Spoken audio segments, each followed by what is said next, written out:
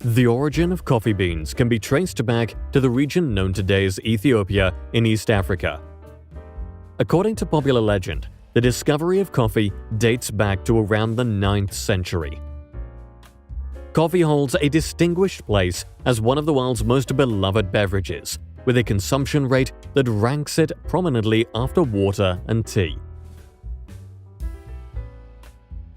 The intricate flavor of coffee is influenced by the specific region where it's cultivated, which dictates factors like altitude, climate, and soil composition, as well as the roasting and blending techniques employed by coffee makers. The coffee plant's journey commences with the germination of its seeds. These sprouted seeds are carefully planted in conducive soil. The flowering stage of coffee plants appears in around a week, with small white flowers appearing on the branches during this period. The buds typically grow and transform into red cherries over a span of around 6 to 9 months. Pickers selectively handpick the ripe red cherries on the coffee plants, leaving the green cherries until they get ready. The fresher the berry, the better the flavor. Water channels wash the cherries, and then they go to a pulping machine. The cherries are pulped to remove the outer skin and fruit.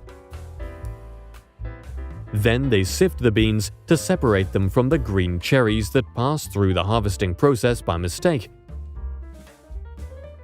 Next, the drying process for coffee beans is a crucial step in coffee production that helps reduce the moisture content of the beans to a level suitable for storage.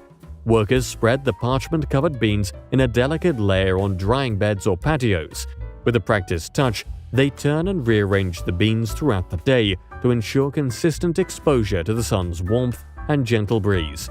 As the sun sets, the beans are left to rest overnight to extract the most flavor.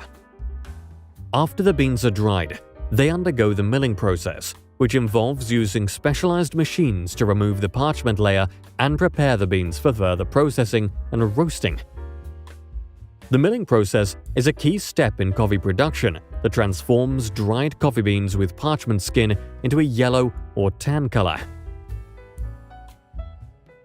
The beans are then sorted and graded based on various criteria, such as size, density, and quality. The heaviest beans are the first grade. First-grade beans are separated from lower-grade ones. This sorting process ensures that only beans of consistent quality move forward in the production process. The beans are often bagged and stored in a controlled environment to maintain their quality until they are ready for roasting. These beans are called green beans at this stage. Green coffee beans are not actually green in the sense of a bright or vibrant green color. They are more accurately described as pale or yellowish green. These green coffee beans are now ready for roasting. Roasting coffee beans significantly affects the flavors, aromas, and overall characteristics of the cup of coffee. The roasting process involves various chemical reactions that lead to the development of different flavor compounds. The longer coffee beans are roasted, the less caffeine they tend to contain. The heart of our factory lies in the roasting process. The green beans, despite their initial appearance, are transformed during roasting. As the temperature rises to 180 degrees Celsius, chemical reactions occur, turning the beans from their pale or yellowish-green color to the rich brown hue we associate with coffee. The beans are usually roasted in less than 20 minutes. The master roaster must check regularly their color during the roasting process. This browning process not only changes the color, but also brings out the flavors and aromas that make coffee so irresistible. When the beans are ready, they flow into a container where they undergo cooling through forced air.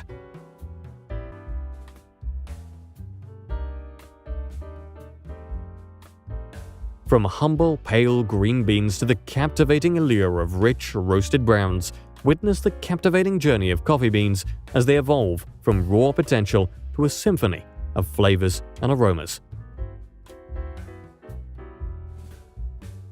2 kilos of coffee beans are enough to make around 200 cups of coffee. Now, some of the roasted coffee beans are ready to be packaged,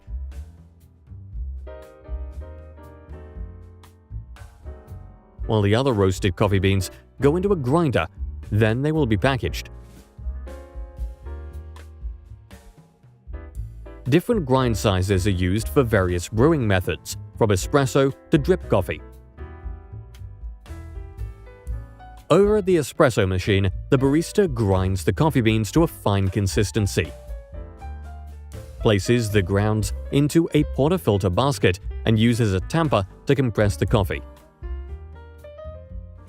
The barista then attaches the portafilter to the espresso machine's brewing group and starts the brewing process. The machine's high-pressure pump is activated and hot water is forced through the coffee grounds, extracting the espresso. The extracted espresso is collected in a cup.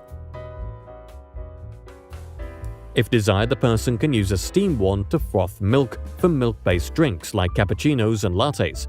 Afterward, they remove the used coffee grounds from the portafilter and clean the machine. Coffee is more than just a beverage. It's a companion to our experiences, a catalyst for connections, and a source of comfort. It's a bridge that unites cultures, transcending boundaries, and reminding us of our shared humanity. Let's take a moment to reflect on the remarkable odyssey that each coffee bean undertakes. From the lush, sun-drenched coffee farms to the state-of-the-art roasting and blending chambers, the story of coffee is one of dedication, passion, and artistry. In every aromatic sip, we're tasting the essence of countless hands that have nurtured, harvested, and transformed the coffee bean. Each drop is a testament to the generations of expertise that have fine-tuned this craft, a symphony of flavors and aromas that dances on our taste buds. But the story doesn't end here. It continues with each cup brewed, with each connection made over shared conversations, and with each moment of solace found in a busy world. So the next time you savor that cup of coffee, remember the journey it undertook to reach your lips. Thank you for watching, and see you in another video.